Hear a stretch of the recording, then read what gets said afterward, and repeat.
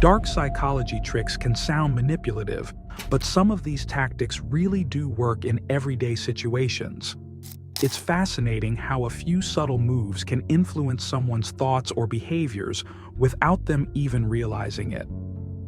Let's dive into a few examples where psychology takes a bit of a darker turn, but surprisingly, they work like a charm. Ever had that one coworker who just won't leave you alone? They hover around your desk, chatting away, while you try to get work done. Well, here's a clever trick. Continue the conversation, but stand up and walk them back to their desk while you chat. The beauty of this move is they often won't even realize it's happening until they're back at their own workspace, wondering how they ended up there. A boss once mastered this tactic so well that employees would be left baffled at how they ended up back at their desks without even thinking twice about it. It's a smooth and harmless way to handle an annoying situation. We've all fallen for this one, even if we don't realize it. It's called the sunk cost fallacy, where we continue investing time, money, or effort into something just because we've already put so much into it, even if it's no longer worth it. My wife used to insist on finishing drinks she didn't even like, simply because she had paid for them. But here's the thing, the money is already spent. Why make yourself suffer for it? This same trick is why buying a car can feel like such a drawn-out process. You spend hours at the dealership, so by the end of it, you feel almost obligated to buy the car because you've invested so much time. It's not logical, but it works. Psychological tricks can even work in competitive settings. I was a gymnast in college, and right before competitions, one of us would pull out this sneaky move. We'd approach one of the younger, more nervous gymnasts and casually ask, "When you're doing that insane trick, when do you breathe?" It sounds harmless, but it totally throws them off. Suddenly, they start overthinking something as basic as breathing, and their confidence is shaken. It's a simple mind game that can mess with someone's focus in an instant. Here's one from the world of hypnosis. If you want to subtly guide someone's thoughts, lead with something you know they'll agree with, then restate it with a small twist, and finish with a rhetorical question that nudges them toward agreement. For example, you enjoy saving money, right? And because you like saving, wouldn't it make sense to go with the plan that gives you the most value? Before they even realize it, they've agreed with your entire suggestion without questioning it. Slow, steady, and deliberate. This trick can be surprisingly effective. This one is devilishly simple but brilliant. Start thanking someone for even the tiniest things they wouldn't normally expect gratitude for, like handing you a pen or moving out of your way. After a while, they'll come to expect your thanks. Then, the kicker. Stop thanking them for a couple of things. You'll find that they often go out of their way to earn back your praise simply because they've grown used to that validation. It's subtle manipulation at its finest.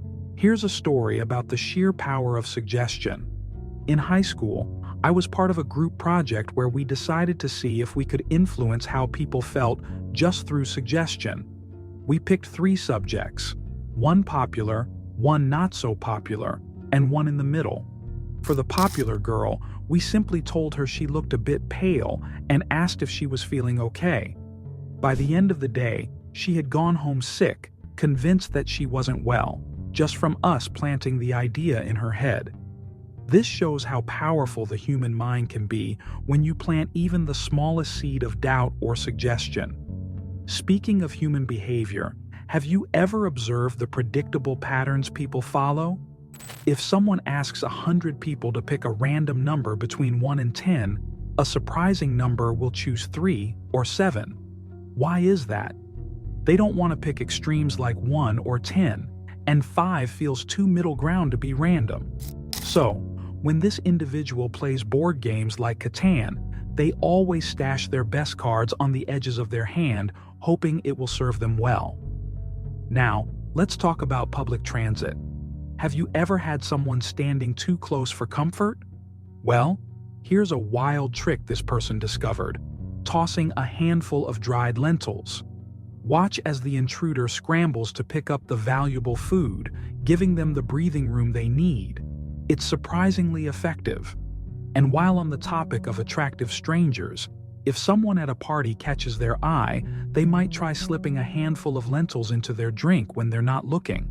When that person glances over in confusion, it's crucial to lock eyes and give a charming wink. They'll appreciate the gift and know who's behind it. Just be careful. This one's definitely on the risky side. Let's shift gears for a moment. Ever found yourself dealing with a difficult boss? This individual knows the struggle all too well. Their boss has a knack for subtle digs that eat away at their confidence. The other day, they decided to flip the script.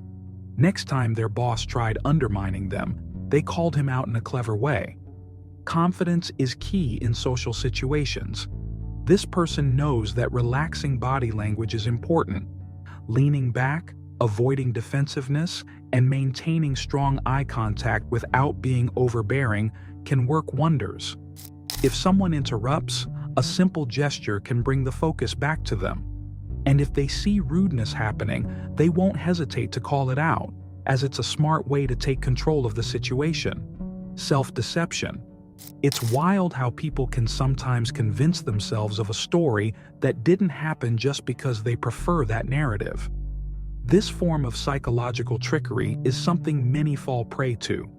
The line between memory and fiction can get blurry, especially when it's a defense mechanism against uncomfortable truths. However, it's worth noting that some might argue that telling someone they won't be punished if they confess isn't a placebo effect. It's just a flat-out lie. While that's a fair point, it might not fit the traditional definition. Still, it plays into the psychological pressure cooker that can lead someone to confession. The idea is that the illusion of safety can manipulate a suspect's mindset and lead them to admit guilt, even when they're innocent. Now, let's shift gears and look at a different angle. The narrator introduces their partner, a psychologist who has spent years working with children in acute settings. One of the more surprising things they've discovered is how frequently kids lie about their symptoms to get specific diagnoses. Whether it's faking ADHD or claiming they're bipolar, the tactics to get through the system can be downright creative. Here's the deal. Psychologists often employ clever strategies to uncover the truth.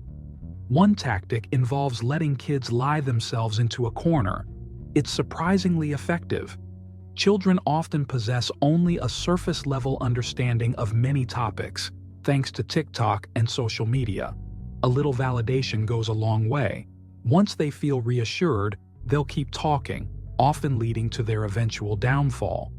Another method is more subtle. By asking unexpected or seemingly unrelated questions, psychologists can lower a child's guard. Once the important topics are out of the way, kids might reveal more honest answers. It's all about tricking their minds into dropping their defenses. Now, the narrator gets real for a moment. This isn't just limited to behavioral health settings. Anyone can apply these strategies in daily life. Think about it. The next time someone needs information from another, consider using these psychological tricks. They can work wonders, whether negotiating with a colleague or simply trying to get kids to spill the beans about their day. And here's a personal confession from the narrator. If they had grown up in today's world with TikTok and all the resources available, they might have tried to fake a diagnosis themselves. There's something about the allure of labels and diagnoses that can feel oddly powerful. But the troubling part is that overdiagnosing conditions like ADHD has become a real issue. With so many children seeking validation through labels, it's crucial to have strategies in place to navigate this terrain responsibly. Thanks for watching. Please like the video, press the subscribe button, and also drop your thoughts in the comment section.